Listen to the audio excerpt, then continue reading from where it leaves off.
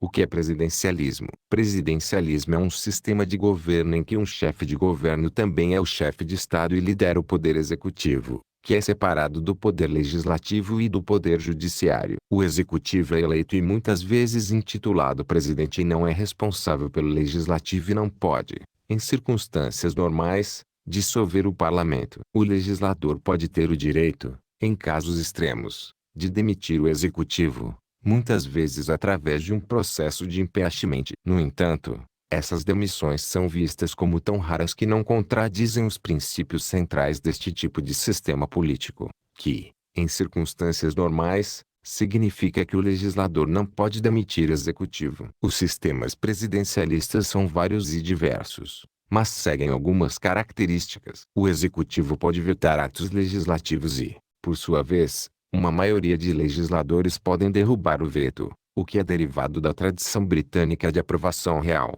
em que uma lei do parlamento só pode ser aprovada com consentimento do monarca. O presidente tem um mandato fixo e as eleições são realizadas em períodos regulares e não podem ser desencadeadas por um voto de confiança ou por outros procedimentos parlamentares. Embora em alguns países haja uma exceção, que prevê a remoção de um presidente que comprovadamente quebrou a lei. O poder executivo é unipessoal, ou seja, os membros do gabinete são nomeados a critério do presidente e devem realizar as políticas do executivo e do legislativo. Os ministros ou chefes de departamentos executivos não são membros do legislativo. No entanto, os sistemas presidencialistas muitas vezes precisam da aprovação legislativa de indicações do executivo para o gabinete, para o judiciário e para vários postos governamentais inferiores. Um presidente geralmente pode direcionar membros do gabinete, militares, ou qualquer funcionário ou empregado do executivo, mas não pode dirigir ou destituir juízes. O presidente pode,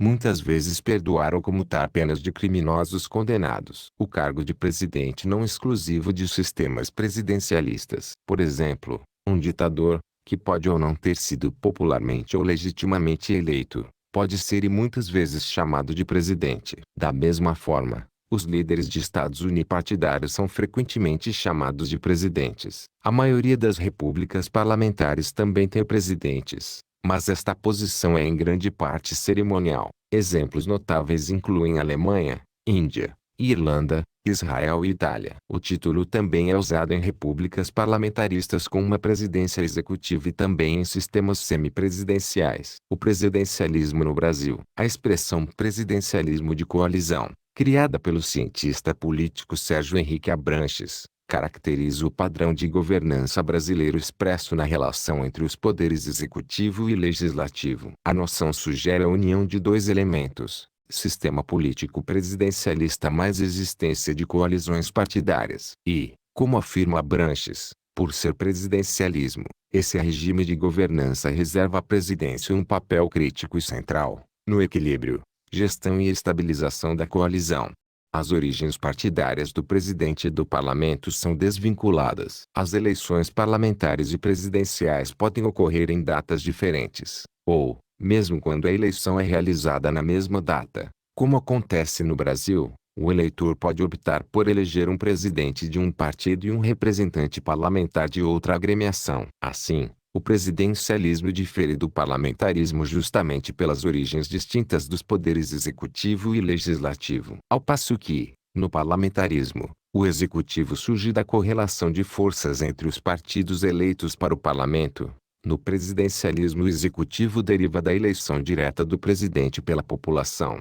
A coalizão refere-se a acordos entre partidos, normalmente em torno da ocupação de cargos no governo, e alianças, dificilmente em torno de ideias ou programas, entre forças políticas para alcançar determinados objetivos. Na maioria das vezes a coalizão é feita para sustentar um governo, dando-lhe suporte político no legislativo, em primeiro lugar, influenciando na formulação das políticas, secundariamente, em sistemas multipartidários, nos quais há mais do que dois partidos relevantes disputando eleições e ocupando cadeiras no Congresso. Dificilmente o partido do presidente terá ampla maioria no parlamento, para aprovar seus projetos e implementar suas políticas. Assim, alguns partidos, ou muitos, dependendo da conjuntura política, se juntam para formar um consórcio de apoio e sustentação ao chefe de governo. Essa prática é muito comum no sistema parlamentarista, no qual uma coalizão interpartidária disputa as eleições para o parlamento,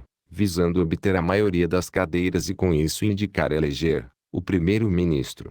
A peculiaridade do sistema político brasileiro deve-se ao fato de conjugar a ideia de pacto interpartidário do parlamentarismo e a eleição direta para o chefe do governo, traço típico do presidencialismo.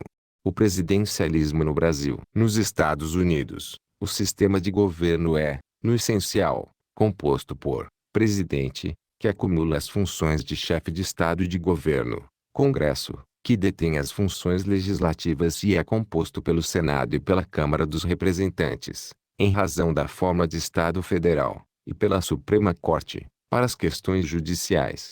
De acordo com Jorge Miranda, existe uma interdependência funcional entre os órgãos no sistema presidencialista. Isto de fato acontece, tendo em conta os poderes do presidente, que pode vetar a legislação emanada do parlamento ou enviar mensagens com manifestação de vontades. Por outro lado, o presidente tem também o poder de autorizar ou não pedidos de créditos orçamentais e nomeações de altos cargos do Estado. O parlamento pode demitir o presidente em situações de impeachment. Já o presidente não pode dissolver o Congresso, independentemente de circunstâncias. As críticas. Tendência ao autoritarismo. Um primeiro-ministro, sem o apoio da maioria no legislativo, deve formar uma coalizão política ou ser capaz de liderar um governo de minoria e governar de uma forma aceitável para, pelo menos, alguns dos partidos da oposição. Mesmo com o governo da maioria, o primeiro-ministro deve ainda governar dentro das restrições, conforme determinado pelos membros de seu partido. Caso contrário, há um grande risco de perder a sua liderança no partido, assim como seu partido corre o risco de perder a próxima eleição. Por outro lado,